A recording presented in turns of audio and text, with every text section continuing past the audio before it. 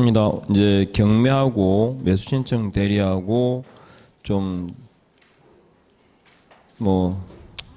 볼 수 있는 시간이 별로 없으니까 자, 경공매 한번 보십시오. 일단은 제가 항상 대표적으로 몇 가지 언급하는 경매 용어가 있는데 그것들은 아셔야 되고, 일단은 핵심은 경매 절차 관련된 용어하고 그다음에 경매 권리 분수 있잖아요. 그죠? 권리 분석, 배당 순위 요 세 가지는 보셔야 됩니다.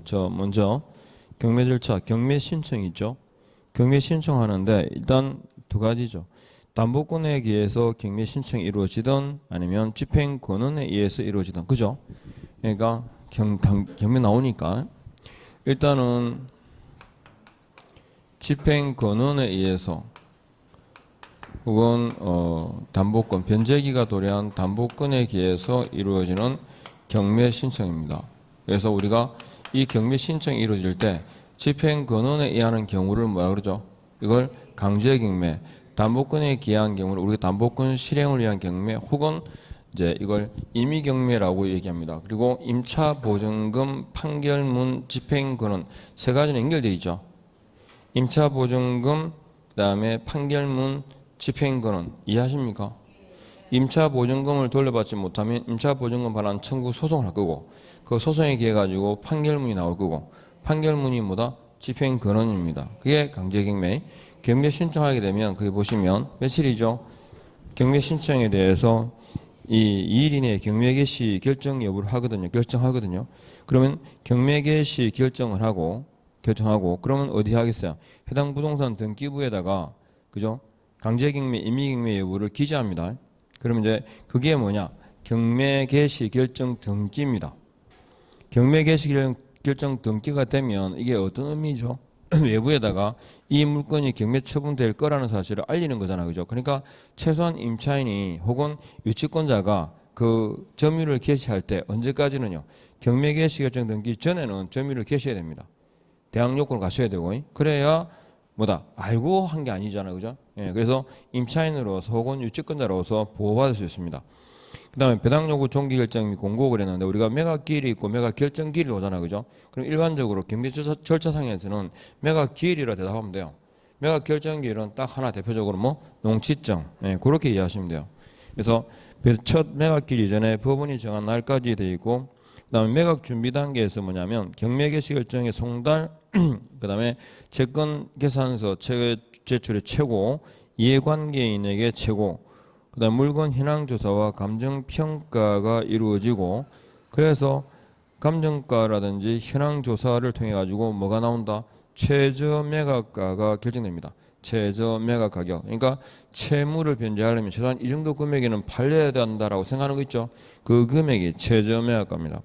그리고 매각기일, 매각결정기일에 지정 공고 통지 그러는데, 공고에다가 동그라미 하시고, 공고 매각기일 며칠 전에 14일 전에 이루어집니다. 매각기일 14일 전에, 매각기일 14일 전 공고가 이루어지고, 항상 경매 절차는 매각기일을 중심으로 이루어지거든요. 그래서 매각기일 14일 전에, 그 다음에 매각물건 명세서 있죠.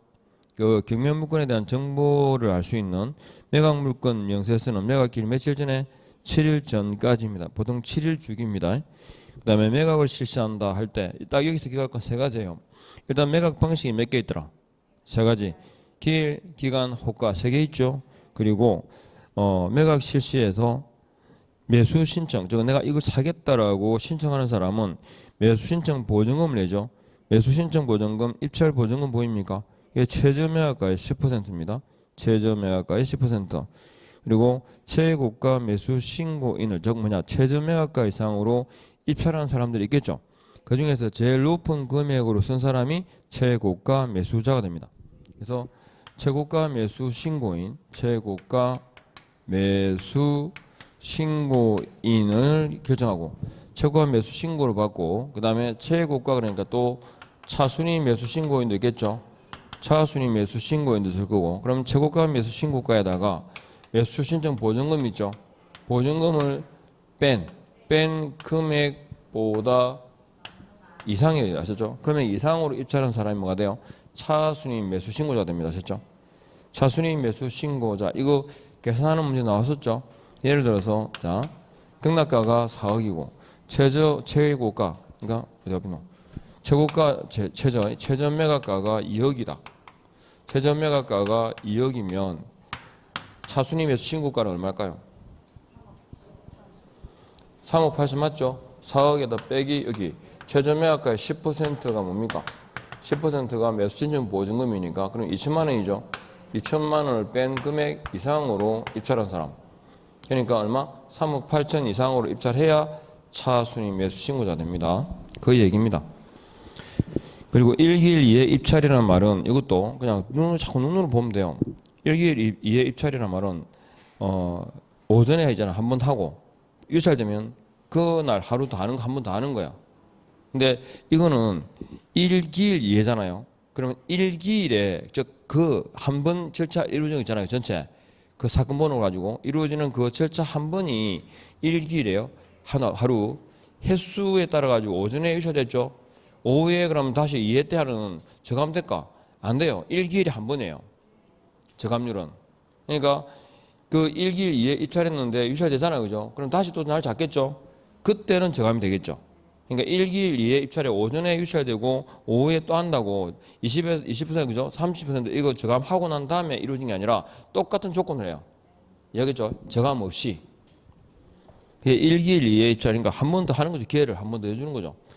그 다음에 유찰 시 최고가 매수가를 정하지 못했다. 이건 뭐라죠? 유찰된 이유는 비싸서. 비싸니까 깎아야 되죠. 그래서 유찰 시 세매각은 저감률을 적용하는데 20에서 30%의 저감이 이루어집니다. 그리고 7번 매각 결정 기일입니다. 매각 결정 기일은 이제 최고가 매수자가 나왔잖아요. 최고가 매수자에 대해서 이걸 허가할까 말까 이렇게 되잖아요. 근데 우리가 입찰할 때 경매 이제 우리 입찰 매수 신청한다 그러잖아요. 매수 신청할 수 있는 사람이 있고 할 수 없는 사람이죠. 매수 신청 입찰이 가능한 사람이 있고 없는 사람이 있는데 예를 들어서 채무자 소유자는 돼 안 돼요? 채무자 소유자 이 사람들은 말 그대로 자기가 채무자죠.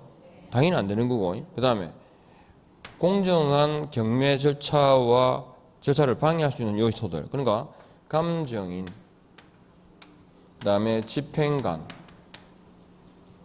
그 다음에 법원 이라는 단어와 이어진 사람은 안 돼요. 여기죠. 이게 경매 입찰 불가자들입니다. 근데 입찰할 수 없는 것 같은데 되는 사람이 있죠. 뭐 채무자의 배우자 그 다음에 물상임 있죠. 물상보증인 있죠. 그러니까 우리가 담보권이라 할 때 특정 담보물을 제공할 때 내 소유 물건만 담보로 제공하는 게 아니잖아요. 타인 소유의 물건도 담보로 제공할 수 있죠. 그때 그 물건의 소유자는 그게 물상보증인이죠.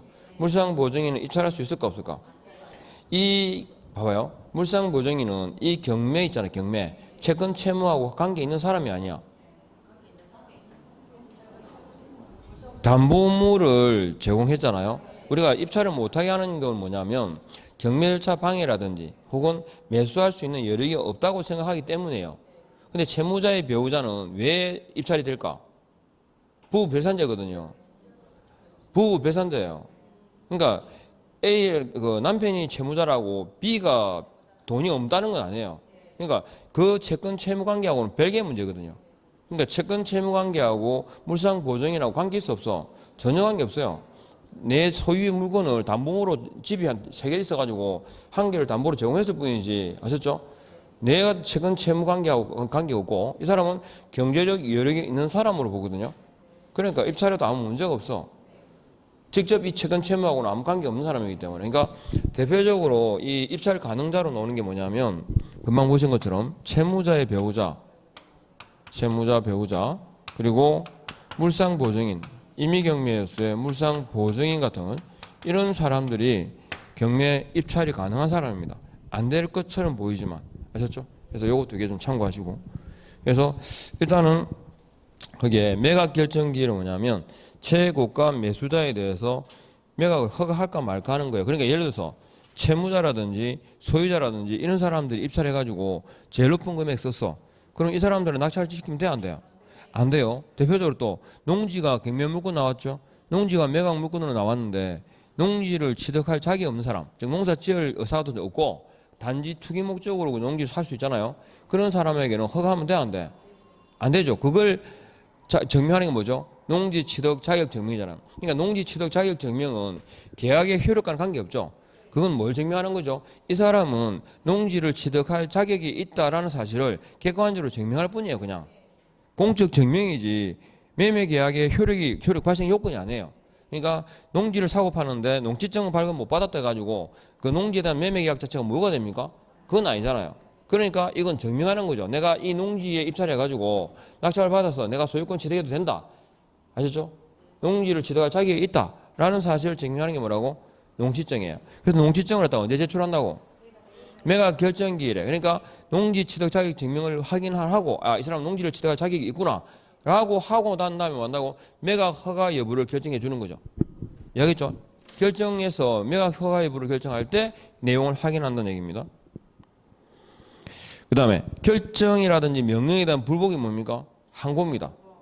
항고. 항고는 수시항고가 있고 적시항고가 있어요. 사유가 있을 때 그때 이루어지는 거 있잖아요. 그죠? 그게 뭐냐? 수시항고고. 적시항고는 딱 기간 정해져 있어요. 항고할 수 있는 기간이 며칠이라고? 7일이에요. 7일 이내에 항고 안 하면 아셨죠? 예, 확정이에요. 그러니까 7일 이내에 이루어진 항고가 뭐라고? 적시항고. 명칭이 적시란 말이지 그 적시한다는 뜻이 아닙니다. 적시항고. 그리고 항고가 되면 경매 절차가 지연될까 안 될까? 경매 절차가 지연되겠죠. 그죠? 그래서 경매 절차가 지연되니까 이제 꼭 필요한 사람만 하죠.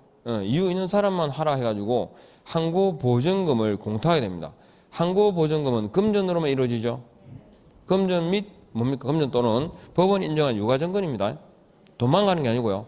금전 또는 법원 인정한 유가증권으로 하셨죠. 공탁하는데 공탁은 부담을 주는 게 목적입니다. 꼭 필요한 사람만 하도록. 왜냐하면 공탁을 했다가 계약되면 돈을 갖다 몰수하거든요. 돌려주지 않습니다. 그래서 그것도 금액이 커요. 뭐의 10%? 매각 대금의 10%. 매수신청 보증금은요. 최저 매각가의 10%. 두 개 구분해야 됩니다. 최저 매각가 10%고 항고 보증금은 매각 대금의 10%. 그리고 항고 보증금은 자 계약되게 되면 한다고 몰수입니다. 몰수. 그 외에는 연 20% 이자 중 해당 일분을 공제하고 돌려준다 되어 있고 자 대금 납부 기한입니까? 기일입니까? 기한입니다. 기한. 대금 납부 기한. 딱 그날까지죠. 그날이 아니고 그날까지입니다. 그날 대금을 납부하시오가 아니고 그날까지 대금을 납부하시오. 두 개 차이 아시겠죠? 그 다음에 대금을 미납하게 되면 이루어지는 게 뭘까요? 재매각입니다. 그리고 대금 납부의 효과, 확정적 소유권 취득입니다. 그죠? 그러니까 대금 납부 기일에서 기한으로 바뀐 이유가 뭐다? 소유권 취득 시기를 앞당겨 주기 위해서. 권리관계를 빨리 확정짓기 위해서. 그 다음에 배당 순위 위에 3개 밑에 2개인데 그 정도까지 아시고 자 그러면 이제 갑니다. 경매는 강제경매와 임의경매 있죠. 강제경매, 임의경매 할 때 항상 기준은 뭐냐? 임의경매를 잡아요. 강제경매는 다 3개만 알면 돼요. 임차보증금, 판결문, 집행권은 들었죠? 뭐라고? 임차보증금, 판결문, 집행권은 이 3가지에 의한 경우가 뭐라고? 강제경매고 임의경매는 밑에 있죠. 담보권, 변제기가 도래한 담보권이 존재해야 되고 물건에 대한 책임을 묻고 담보물로 제공된 특정 재산에 대해서 이루어진 경매고 내가 채무를 변제하지 않으면 경매 처분될 걸 예상할 수 있고 그죠? 그때 소유자 입찰 가능 그랬죠? 저 아까 물상 보증이 입찰할 수 있다 없다? 있다 그랬고 공신력은 없어요. 판결문은 딱 공신력 있죠? 그거하고 반대로 이해하시면 돼요. 넘어가고. 그 다음에 경매 물건에 대한 권리 분석 그럴 때 딱 기본이 뭡니까? 저담압입니다. 원래는 이겁니다. 이게 원칙입니다. 저당권, 건저당권, 담보가등기, 압류, 가압류 이게 원래 말소 기준 등기예요. 이게 없을 때 그 기능을 하는 게 뭐냐면 경매 신청 전세권, 경매 신청 전세권하고 그 다음에 경매 개시 결정 등기 이렇게요. 저담압 전경. 그럼 이거보다 앞에 있는 게 뭐죠? 대항할 수 있는 인수하는 그죠? 맞죠? 선순위 이렇게 선순위. 여기 뒤에 있으면 후순위 소멸하는 그다음에 대항할 수 없는 이렇게 되죠. 1번 그죠? 건조당 2번 임차인 3번 가압류 뭐 이런 거 있잖아요. 그죠? 그럼 어떻게 될까? 자, 이거 한번 해볼까요? 이거 흡수제 배당하고 다 이게 배당인데 이게 사실 끝이에요. 1번 가압류 2번 건조당 3번 조세 채권 이거 배당해봐요. 배당 순서 여기서 말소 기준 등기가 뭐래?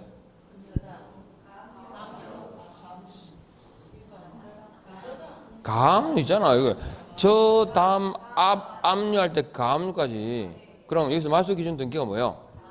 가압류. 그러면 선순위 가압류는 후순위 묶음과 동순위다. 맞죠? 그리고 채권자 평등 원칙 있죠? 맞죠? 그러면 가압류를 기준으로 일단 배당해봐요. 예를 들어 볼까요? 6천만 원이에요. 6천만 원인데 이게 3천만 원, 3천만 원, 3천만 원이야. 자, 그러면 일단 배당해봐요. 일단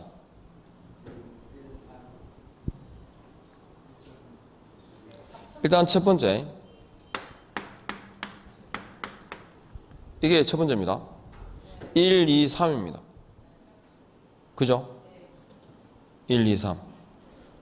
그러면 가압류를 기준으로 해가지고 배당이 딱 되면 2천만 원 되죠? 응? 아니 6천만 원인데? 안문 배당이라니까요. 처음에. 왜? 최근 가압류를 기준으로 하면 또 동순위라니까요. 다. 동순위 배당해야 될 거 아닙니까? 그럼 2천만 원, 2천만 원 되겠죠? 아니 이게 아니고 2천만 원, 2천만 원씩 배당됐을 거 아닙니까? 그죠? 그러면요. 그 다음에 요 2천만 원, 2천만 원 했고 건조당이 있죠? 건조당이 이제 기준이 되죠? 그러면 이게 다 전체 배당 못 받았잖아요? 그럼 어떻게 될까? 이게 지금 흡수제 배당입니다. 그러면 건조당은 조세채권보다 앞에 있죠? 순위가. 그러면 땡겨 올려야 되죠? 맞죠? 응. 그러면 어떻게 될까? 3천 채우겠죠? 그러면 요거는 첫단 맞죠? 돈이 없죠? 그럼 어디 가져와? 그러면 배당되는 금액이 얼마입니까? 건조당 3천, 조세 3천, 가압류 빵은. 그러니까 이거 아마 그 질문에 나올 때 뭐라고 하냐면 조세채권은 항상 가압류보다는 선순위입니다. 이해했죠? 처음에 가압류를 기준으로 하면 전체가 똑같이 동순위 되어 있기 때문에 아무 배당이 돼요. 근데 조세채권은 뭐보다 항상 앞선다? 물론 법정 기일을 봐야 되는데 뭐보다는 항상 앞선다? 예, 가압류보다는 선순위라는 거. 이게 흡수 재배당할 때 예전에 한번 이게 계산 문제가 나온 게 아니라 그게 나온 적이 있어요. 그 말로 조세채권은 항상 가압류보다 선순위다 이렇게 해가지고 그 질문이 한번 나온 적이 있어요. 그래서 제가 말씀드린 거고 어쨌든 아셨죠? 어쨌든 뭐 그래 가요. 자, 그 다음에 권리 분석 저 다음 앞 전경 이거 아시겠죠? 그리고 이거보다 뒤에 있던 앞에 있던 인수해야 되는 게 뭐 있죠? 유치권. 아까 유치권은 언제 점유를 개시해야 된다? 최소한 경매 개시 결정 등기 전에 그죠? 점유를 개시해야만 아셨죠? 예. 유치권을 행사할 수 있다. 그 다음에 밑에 경매 절차 시 유의사항 요거 한번 이것들은 지문에 가끔 나오는 것들인데 그냥 두고 읽어봐요. 그 다음에 오른쪽 배당의 우선순위 있죠? 자, 요거 한번 볼까요? 위에 3개, 밑에 2개. 그러니까 일단은 경매 딱 그러면 자, 이거 이해가 되나 보세요. 첫 번째 강제 경매와 임의 경매 구분. 그 다음에 최저 매각 가격, 최저 매각가, 그 다음에 매각 가격, 그 다음에 재매각, 세매각, 그 다음에 매각길, 매각 결정길. 하나, 둘, 셋, 넷, 다, 일곱, 여덟. 이 8개 이거 용어 말할 수 있어요? 설명할 수 있어요? 무슨 말인지 알아요? 근데 경매에게 용어가 되려면 이 용어, 이 뜻은 알아야 돼요. 무슨 뜻인지 정확하게 명확하게 말 못해도 아 저게 뭐야 라는 정도는 알아야 돼요. 그 정도는 알죠? 예, 그러면 돼요. 지문을 봤을 때 무슨 소리인지 못 알아들으면 곤란하니까 그거 정도 알면 돼. 그러니까 묻기를 그러니까 주로 나오는 거 보셨죠? 아까 여기도 보증금이 있어요. 보증금이 총 10개예요. 보증금이 뭐냐면 아까 매수 신청 보증금 있죠? 매수 신청 보증금이 있고 그다음에 항고 보증금이 있죠? 요거. 그러니까 하여튼 여기까지 잡시다. 최소한 이 10개인데 하나, 둘, 셋, 넷, 6개. 10개 정도의 의미는 아셔야 돼요. 이거 잘 나오잖아요. 매수 신청 보증금 뭐에 10%? 최저 매각가. 항고 보증금은 매각 대금의 10%. 자, 재매각, 세매각에서 대금 미납은 재매각. 그러면 최고가 매수 신고자를 결정하지 못했을 때 이루어진 게 뭐죠? 대금 미납으로 인한 경우가 재매각이잖아요. 굉장히 복잡한 거 생각하는데 대금 미납으로 인한 경우가 재매각이고 그거 빼고는 다 세매각이에요. 그냥 뭐 고민을 해요? 그러니까 최고가 매수 신고자를 정하지 못했다 그러면 일단 뭐라 대답해야 돼요? 세매각을 해야지. 다만 그 경우에만 뭐가 있다고? 비싸서 유찰됐으니까 다운된다고 금액이. 그죠? 20에서 30% 저감이 이루어진다라는 것만 아시면 돼요. 그리고 습관적으로 매각기를 딱 놓으면 기억하시고 3개. 매각 방식, 매수 신청 보증금, 뭐 하는 날이냐? 뭐 하는 날이지 이게? 매각길이 호순 아니야 이호순 씨 매각길이 뭐 하는 날이요? 아니 어렵게 생각할 게 아니야. 봐봐요. 이 용어들이 사람이 아니라 부동산을 중심으로 이루어지는가요? 여기다가 말을 넣어봐요. 부동산이 뭐 되는 날? 매각되는 날요. 예. 이 기일이 그 날이에요. 매각 그날이에요. 매각 그날. 예. 그러니까 부동산이 매각되는 날이 어떻게 하면 팔리겠어요? 어떻게 하면 팔리겠어요? 누군가 다 입찰해가지고 제일 높은 금액으로 쓴 사람이 정해지면 받겠지. 그러니까 매각기 하는 일이 뭐예요? 최고가 매수 신고자를 정하는 날이지. 그게 다시 말해서 부동산을 중심으로 하면 부동산이 팔리는 날이고 우리 입장에서는 낙찰받는 거죠. 이게 입찰하는 날이고. 입찰한 사람들 중에서 최고가 매수가 나왔잖아요. 그죠? 그 사람에 대해서 팔까 말까를 결정하는 날이고. 예. 말이 뭐 어렵지 않아요. 매각 여부를 최종적으로 결정하는 날. 그러니까 뭐 봐야 돼? 공적 증명을 봐야지. 서류를 보고 확인해야죠. 이게 농지점이고. 그죠? 이해하겠죠? 요 용어가 무슨 뜻인지 알면 기본한 거예요. 여기다가 이제 보탤게 말소 기준 등기, 저담 앞 정경, 경매 딱 넣으면 기억할게. 그 다음에 이제 기억할게. 지금 이거요. 배당 순서예요. 배당 순서. 배당 순위. 배당 순위는 영순위가 뭐예요? 비용이죠, 비용. 원래 경매 신청을 하게 되면 경매 집행 비용이 있거든요. 경매를 진행하게 되면 돈이 들잖아요. 그 경매 집행 비용을 누가 내냐면 경매 신청자가 내요. 경매 신청자는 채권자의 채무자예요. 채권자지. 경매 신청하는 사람은 내가 돈 받을 게 있으니까 경매 신청하는 거잖아. 근데 이 사람은 돈을 내야 될 사람이 아니죠, 원래. 그럼 누가 내야 돼? 채무자가 내야 되는데 채무자는 돈이 없어. 그러니까 경매 집행 비용을 미리 납부하는 거예요. 누가? 채권자가요. 그러니까 매각되면 이 사람 채권자가 부담해야 될 게 아니기 때문에 일단 그 매각 대금에서 그 비용은 빼주는 거예요. 일단은 주는 거야.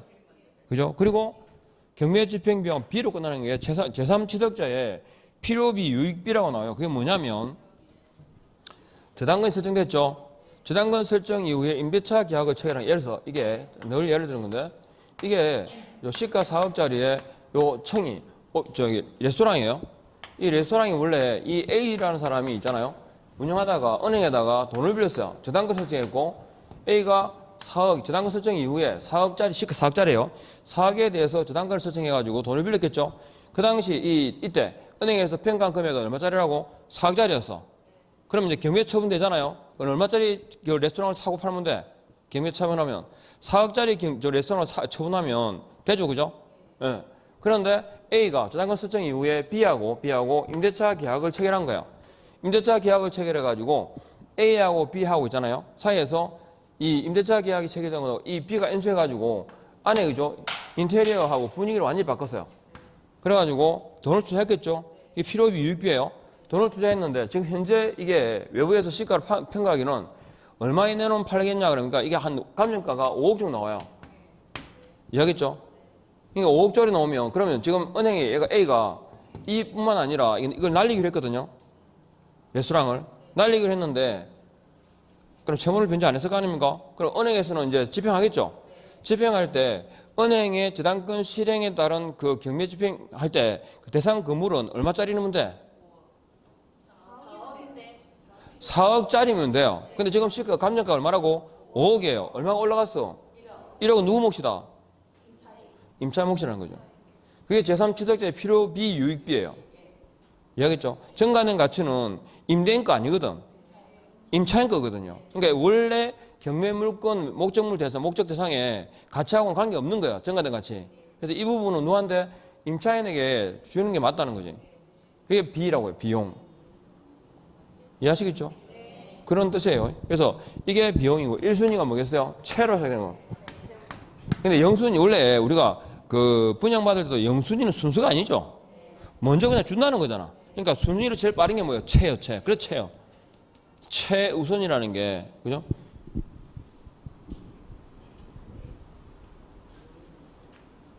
그러니까 최우선 변제권, 최종 3월간의 임금, 최종 3년간의 퇴직금, 그리고 재보상금, 3대 재보상금까지. 이게 1순위입니다. 그 다음에 2순위가 뭐냐면 해당 부동산에 부과된 국세지방세죠. 이게 당했습니다. 이렇게. 이 세 가지입니다. 위에 세 개는 다 기억해야 됩니다. 그 다음에 맨 밑에 7번 적이 되어 있죠. 7순위가 뭡니까? 일반 채권. 그 다음에 6순위는요. 연금이라든지 의보 같은 거. 그래서 여기 사이에 이제 나머지 집어넣으면 되고 위에 세 개, 밑에 두 개 꼭 기억해야 됩니다. 그리고 이제 나온 김에 봐봐요. 인도 있죠. 요거 밑에 참고 있죠. 가압류가 선순위일 경우 저당권과 다른 일반 채권과는 평등하나 조세 채권에는 언제나 후순위다. 이게 나왔었기 때문에 제가 한번 아셨죠? 그러니까 메모해 둔 겁니다. 그 다음에 인도 명령과 명도 소송 그랬는데 봐봐요. 이제 인도 명령은 대금 납부 후 6월 이내에 경락인이 신청해야 되고요. 그리고 대상은 채무자, 소유자, 뒤에 이제 바뀌었죠 이게. 정당한 근원에 의하지 않는 모든 점유자. 뭐냐면 매수인에게 대항하지 못하는 모든 점유자. 이런 말입니다. 이해하겠죠? 그러니까 후순위 임차인도 뭔 대상이라고? 예, 인도 명령 대상이다 이 말입니다. 후순위 임차인도. 그 다음에 명도소송 대금 납부 후 인도 명령 대상이라 하더라도 뒤에 대금 납부 후 몇 월이 경과하면 6월이 경과되면 명도소송 방법에 의합니다.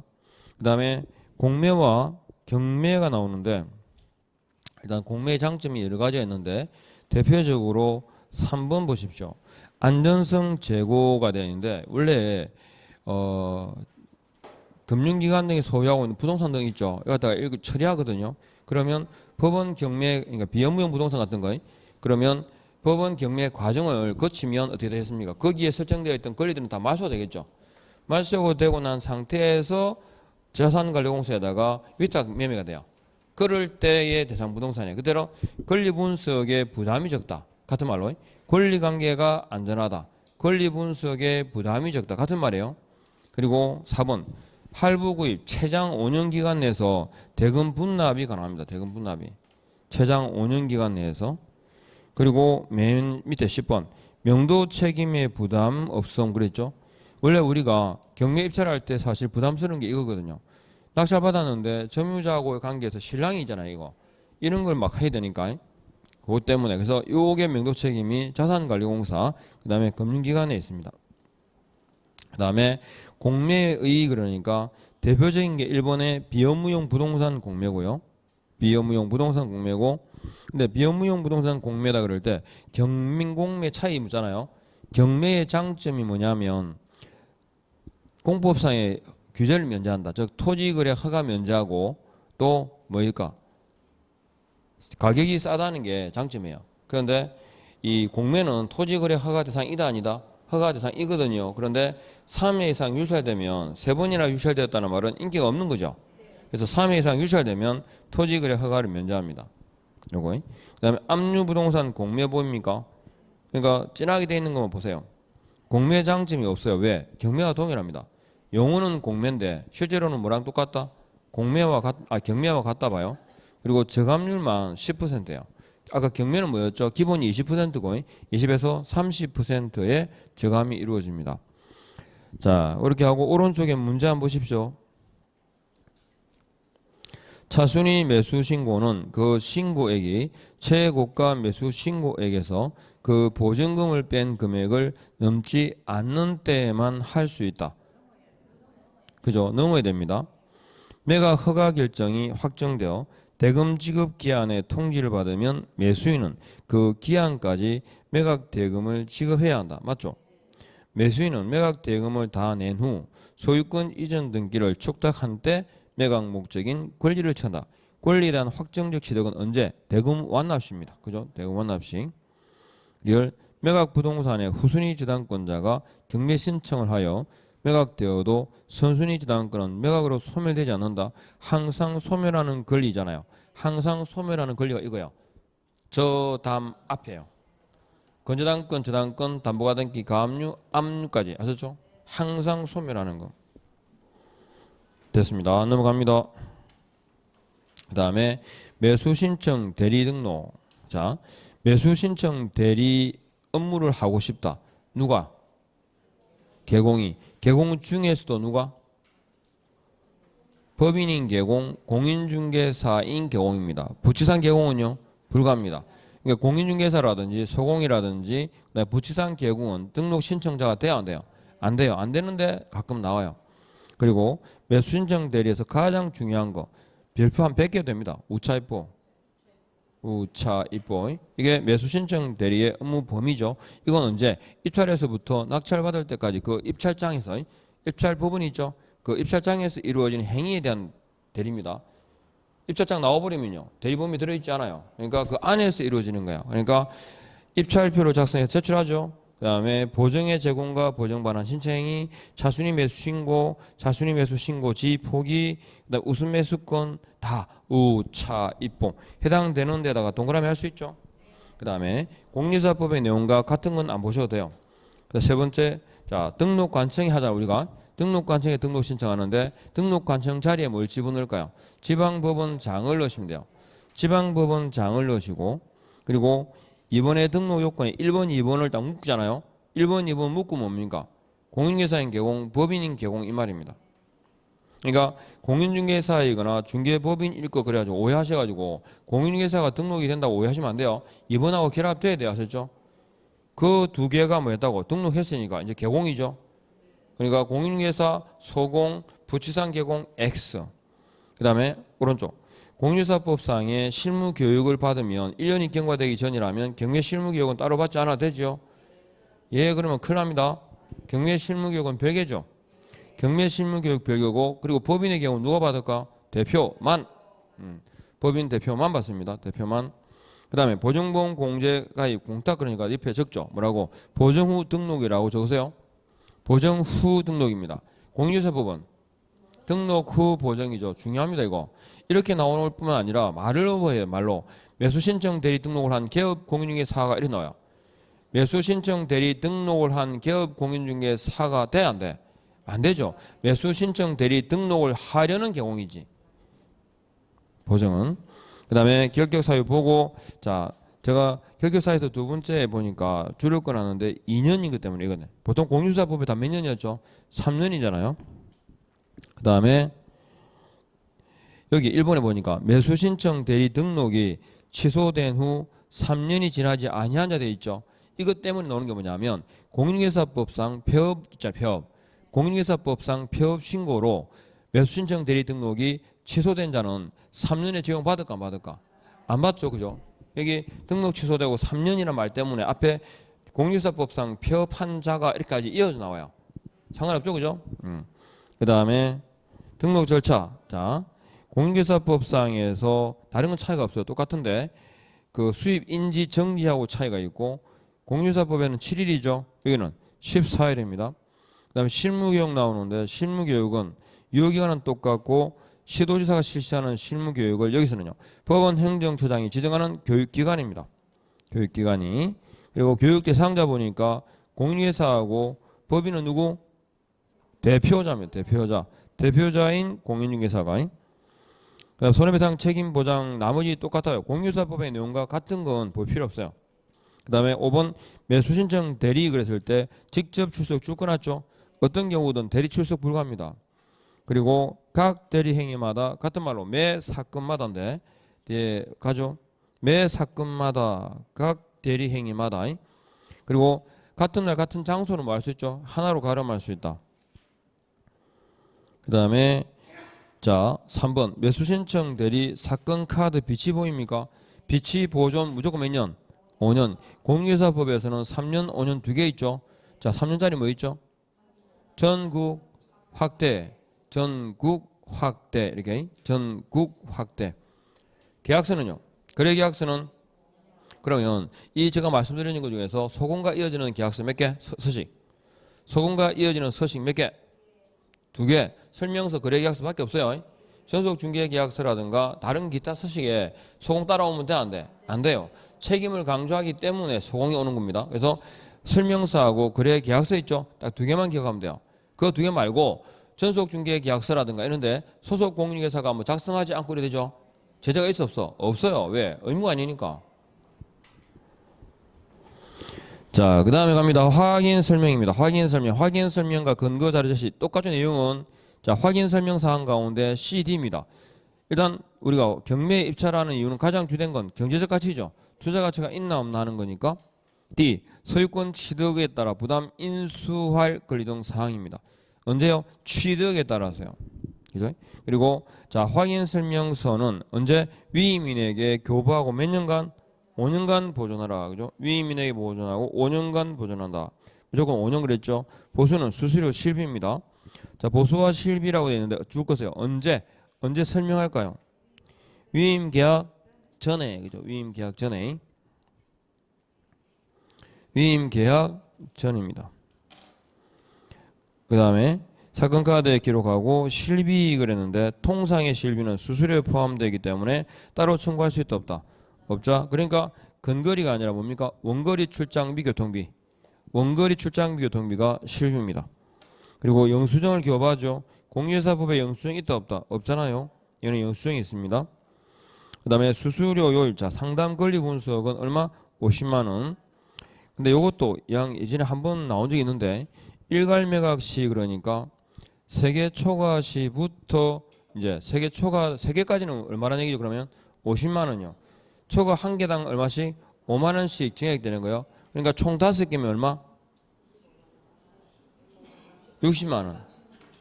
그죠? 세 개 기본이 50만 원, 한 개당 5만 원씩 올라가니까. 그러면 자, 개별 매각은 뭐냐? 한 끈 게 있죠. 한 개 물건. 한 개 물건 얼마라고요? 50만 원이에요. 한 개 물건에 50만 원이고 한 부동산당 얼마씩? 상한선이 올라가요. 두 개면 55만 원 이렇게. 그 다음에 매수신청 대리 수수료 최고가 매수신고인으로 확정이 되면 감정가 1% 뭐에 1.5? 최저매각가의 1.5요. 최저매각가의 1.5 합의 결정이고 최고가 매수신고인으로 안 됐다 얼마? 50만 원 내 합의 결정. 실비 30만 원 내 협의 결정 하셨죠? 이렇게 금액 딱 기억하시고 그 다음에 눈으로 보면 돼요. 오른쪽 2번 신고 의무 있습니다. 이후 취정분 그랬는데 10일이죠. 11일 내 지방법원장에게 그리고 신고 안 하면 제재는 업무정지인데 이후 취정분에 동그라미 할 수 있죠. 이후 취 3번 5번이 취소잖아 그죠? 취소 4번 6번이 정지죠. 그리고 7번이 분입니다. 자 이렇게 또 이제 시험 물어요. 다음 중 매수신청 대리 업무 범위의 경우 금지 행위가 아닌 것을 물어요. 답이 뭐겠어요? 다음 중 매수 신청 대리 업무를 겸하는 경우에 금지 행위에 해당하지 않는 것은 물어서 답은 우차입보입니다. 다시 말해서 우차입보고 또 묻죠. 다음 중 매수 신청 대리 업무 범위에 해당하지 않는 것은 그러면 금지 행위입니다. 저 결국 뭐야? 우차입보 아닌 거 찾아야 말이죠.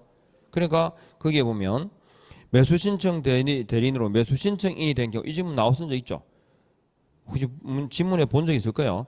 그 다음에 뭐 대여라든지 딱 보면 하면 안 되는 것처럼 보여. 그죠? 굳이 암기하지 않아도 이건 일단 그러니까 정기억하여 이렇게 헷갈리면 뭐 하면 돼요. 우차입보 기억하면 돼요. 우차입보 확실하게. 그 다음에 지도 감독인데 요건 자 한번 볼까요? 이번에 다 한번 볼까요? 지도 감독에 대해서 자 누가 누구에게 감독권이 있느냐 그게 포인트야. 누가 누구에게 감독권이 있나 하는 건데 자 일단 국장이 들어갈 자리에 뭘 집어넣어라? 법원행정처장을 넣으시라고 제가 말씀을 드렸고 법원행정처장 그죠? 그리고 법원행정처장은 어디에 협회에 대해서 감독권이 있어요. 그죠? 그리고 협회 시도지부 있죠. 협회 시도지부에 대한 감독권은 누구에게 있냐 그러면 지방법원장에게 있습니다. 지방법원장에게 있습니다. 그래서 이렇게 관계가요. 감독권이 있어 각각 감독권이 있습니다. 이렇게. 그리고 개업공인중개사가 매수신청 대리 업무를 겸할 때 개공에 대한 감독권이 누구한테 있다? 지방법원장에게 있습니다. 그리고 지방법원장은 개공에 대한 감독권한을 협회 시도지부에게 위탁할 수 있고 지방법원장이 다시 누구? 지방법원 지원장에게도 위탁할 수 있습니다. 이렇게 위탁. 그러면 지방법원 지원장도 개공에게 감독권을 행사할 수 있고 협회 시도지부도 개공에게 감독권을 행사할 수 있습니다. 이렇게. 그리고 감독 업무를 위탁받은 협회 시도지부와 지방법원 지원장은 그 실시 결과를 지체 없이 누구한테? 지방법원장에게 보고를 해야 됩니다. 그죠? 그러면 지방법원장은 그 보고받은 내용을 토대로 해서 개업공인중개사에게 뭐 한다? 상당 처분, 그러니까 행정 처분이 가능하다 이렇게. 그러니까 개공에 대한 지금 감독 권한이 누구한테 있어요? 그죠? 지방법원장, 지원장 그리고 누구? 시도지부까지. 자 보세요. 그 다음에 우리가 등록관청 있잖아요. 등록관청은 협회에 대해서 행정처분, 그 다음에 등록사항, 그 다음에 신고사항 등에 대해서 모아서 언제까지? 다음 달 10일까지 통보하라. 이렇게 돼 있죠. 자, 이걸 등분을 나눠봐요. 몇 등분이야 이게? 자르면 몇 개 잘라야 돼? 3개로 자를 수 있잖아 이렇게. 이렇게 잘라지잖아요. 그래서 이게 왜 그러냐면 제가 이렇게 말씀드린 이유가 한 단계 가요. 등록관청이 협회에 대해 통보해줬죠. 그러면 협회는 다시 법원 행정처장한테 통보해줘야 돼요. 어떻게? 요거는 처음에 다음 달 10일 했죠. 그러면 이제 한 단계 지나갈 때마다 앞에를 떼. 어떻게 돼? 협회는 그죠? 10일 내에 통보해야 돼요.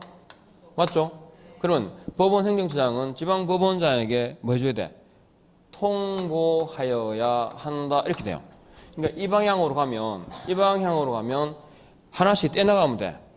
기억하자면 우리는 요건 알고 있으니까 다음 달 10일까지 통보한다는 걸 알고 있으니까 그러면 아셨죠? 다음 달 이렇게. 그 다음에 요렇게 다시 올라가요. 지방법원장은 뭐 처분사항이 있죠? 이런 거를 모아요. 그래가지고 누구 한다고 하고 법원 행정처장에다가 언제까지? 10일 있죠? 처분 다음 달 10일이요. 그러니까 여기서 자 노란색 해볼게요. 다음 달 언제? 10일까지 뭐 한다? 통보요. 예, 통보. 통지란 뭐. 그러니까 다시 그대로 합시다. 통지하고 그러면 이제 다시 요동계 하겠죠. 법원 행정처장은 다시 누구한테 협회에 대해서 어떻게 이제 숫자가 늘어나요. 다음 달 며칠? 15일이에요. 이렇게 가면 하나씩 떼고 이렇게 가면 숫자를 올리면 돼. 예, 하여튼 인식만 하면 돼요. 어차피 잘 모르겠으면 다음 달 며칠? 15일까지 통지한다. 이렇게 이 방향하고 그다음에 이 방향하고 돌아오는 여기 이제 부과되는 거야. 나머지 똑같고. 그러니까 누구에게 뭐 감독권이 있나라고 물을 때 가끔 이제 이렇게 인식하고 이제 계시면 돼요. 달달하게 할 건 없고 나 혹시 나오면 요 누가 누구에게 누구 옆에 누가 있고라는 걸 알잖아요. 관계를. 그러니까 나중에 혹여 이제 질문이 나오면 유추할 수 있어요. 이 방향으로 가는 거면 뭐라고? 하나씩 떼어 나가면 돼. 이렇게 가면 숫자가 올라가면 돼. 예, 다른 거 변화없고 12, 15로 바뀌는 거 말고는 똑같아요. 이해하겠죠? 그것보다 더 중요한 건 누가 누구에 대해서 감독권이 있느냐가 포인트예요.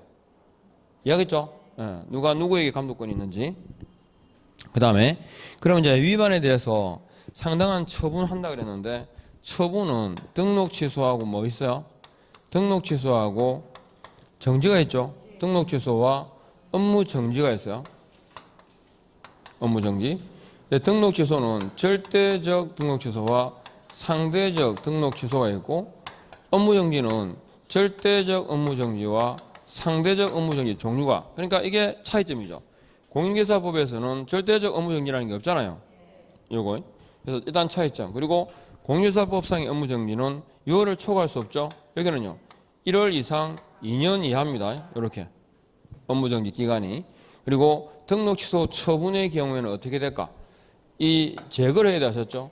등록 취소 경우에는 그 사실을 즉 법원 명칭 등을 제거를 해야 되고 업무 정지의 경우는 출입문 앞에 만다 표시를 해야 돼요. 그죠? 그래서 요걸 묶으니까 뭐더라? 취재정표. 그래서 취재정표가 돼요. 아셨죠? 취재정표. 그리고 등록 취소 업무 정지를 할 때 하나 또 주의할 게 있어요. 공인중개사법상에서 폐업하잖아요. 폐업을 하게 되면 뭐요? 등록 취소고. 그 다음에 휴업하죠. 휴업을 하게 되면 뭐다? 업무 정지예요. 예, 이것도 구분해야 돼. 공인중개사법상 폐업 신고한 개업 공인중개사에 대해서는 매수 신청 대리 등록을 취소하여야 한다. 이래 되고, 그 다음에 공인중개사법상의 휴업 신고한 개공에 대해서는요, 업무 정지를 명한다. 이렇게 하셨죠? 예. 그리고 절대적 상대적을 또 하나 주의할 게, 등록 당시냐, 등록 후냐 따라서 구분하는 게 있죠. 등록 당시의 결격과 기준 미달은 등록 당시의 결격과 기준 미달은 절대적, 등록 후의 결격과 기준 미달은 상치. 이렇게 등록 당시냐 등록 후냐 요거 딱 구분해야 됩니다. 자, 이 정도만 보시고 밑에 문제를 한번 보시죠. 갑은 공인중개사인 개공이거나 법인인 개공이어야 한다. 맞죠? 공인중개사, 소공, 부직상 개공은 안 됩니다. 그 다음에 이번에 어디다가 동그라미 할까요? 그렇지. 쭉 가서 우선 매수 신고에다가 동그라미. 그러면 3번 폐업 신고하여 매수 신청 대리 등록이 취소된 경우 있잖아요. 3년이 지나지 않은 갑은 등록할 수 없다. 관계없죠. 공인중개사법상에서 폐업했다가 다시 재등록하면 바로 그죠? 매수 신청 대리 등록이 가능합니다. 그 다음에 갑은 자격이 취소된 경우는 당연히 등록도 날아가겠죠. 갑은 매수 신청 대리권 범위에 해당하는 대리 행위를 할 때 매각 장소 집행법원에 주거죠. 직접 출석입니다. 딱 구분하시고. 됐죠? 갑니다. 좀 쉴까요?